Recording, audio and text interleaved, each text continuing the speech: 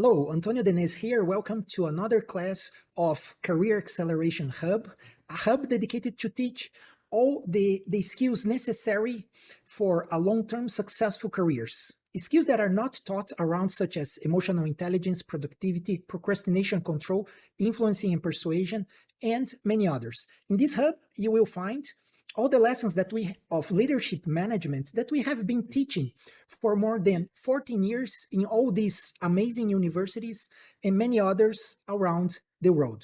So today's lesson is about persuasive communication.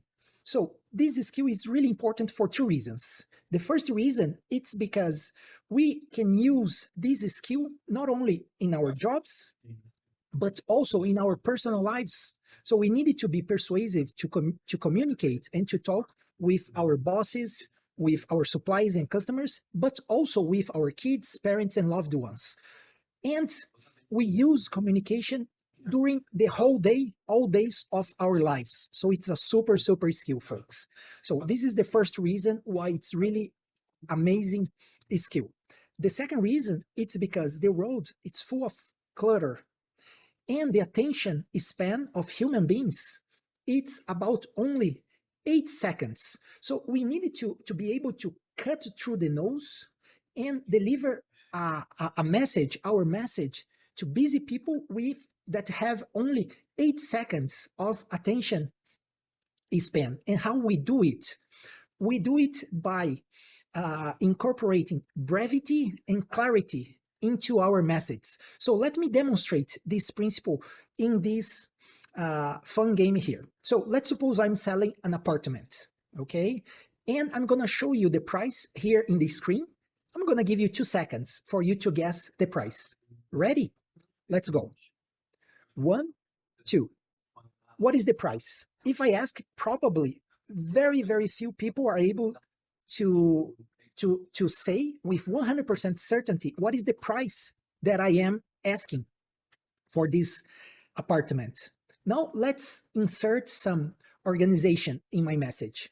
So this was round number 1. Round number 2, another 2 seconds. 1, 2. So a bit better, right? But I am sure not all of you are able to say with 100% certainty what is the price I am asking for this apartment, okay? So let's insert more clarity, organization, and brevity, okay? So this was round number 1, round number 2, now round number 3. Now everybody is able to say with 100% certainty what is the price I am asking for the house.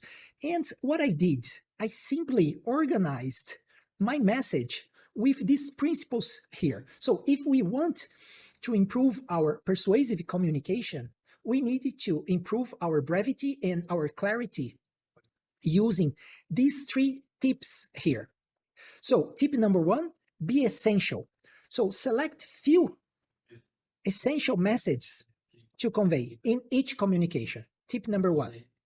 Tip number 2, organize your message, verbal or written message, using proper spacing, highlighting the most important parts, and organizing with bullet points. Okay, so for example here our bullet points were the comma, okay, the spacing, the linearity, so it's much more clear and pleasant to read. This was tip number 2. And tip number 3, cut out all the clutter, cut out all the verbose or unnecessary words that just produce unnecessary noise in our communication. So for example, here I cut out the zeros before the number 1, unnecessary, okay? So these are the 3 principles that we should be using in our verbal communication, but especially on the written communication, text message, emails, reports, PowerPoint presentation, so on and so forth. So folks, now let me show you a real example of these 3 tips here applied in a cover letter. So these 2 cover letters, they are exactly the same. They have the same number of words and the same number of characters. But for every recruiter that I ask which one which cover letter they would prefer to read, everybody picks this one. And when I ask, why do you prefer this one? They say, Antonio, much more organized, much more clean, and it is much shorter. It is not shorter. They have the same number of words. You can pause the video and read, okay? The message here was just reorganized using better spacing. The candidates applied highlighting here. He selected 4 key messages. Ideally, we should pick 3 key messages, but 4, it's okay. And he used bullet points. So in other words, he used just the tip number 1 and tip number 2 in the cover letter. And look, the amazing improvement that he got, okay? What would be the next step?